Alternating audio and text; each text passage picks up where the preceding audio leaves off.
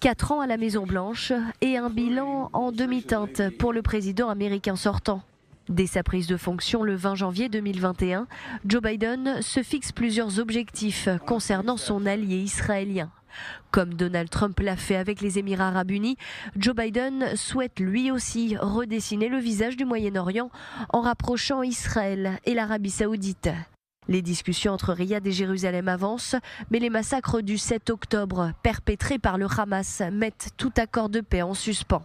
Autre objectif de Joe Biden, conclure un accord maritime entre Jérusalem et Beyrouth. Ce sera chose faite le 27 octobre 2022.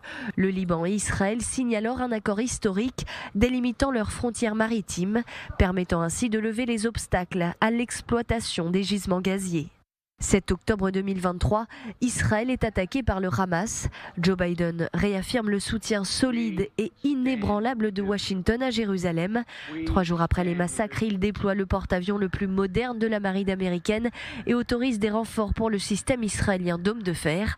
Joe Biden promet d'aider militairement Israël, le partenaire fondamental des États-Unis dans la région. Je tiens à le répéter à tous les pays, à toutes les organisations, à tous ceux qui envisagent de profiter de cette situation. Ne le faites pas. Ne le faites pas. Nos cœurs sont peut-être brisés, mais notre détermination est claire.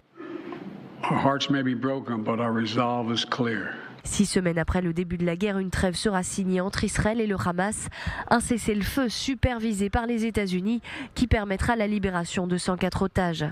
Face aux attaques iraniennes et aux attaques des Houthis, l'armée américaine se tient aux côtés d'Israël.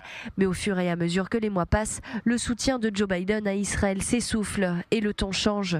Entre un électorat démocrate inquiet de la situation humanitaire à Gaza et l'aile la plus à gauche qui appelle au boycott d'Israël, le président démocrate pense aux élections qui approchent et ne cesse d'appeler son allié israélien à un cessez-le-feu. Joe Biden menacera même de geler le transfert d'armes américaines à Tsahal. Il est temps de commencer cette nouvelle étape, que les otages rentrent chez eux, qu'Israël soit en sécurité, que les souffrances cessent. Il est temps que cette guerre prenne fin, que le jour d'après commence.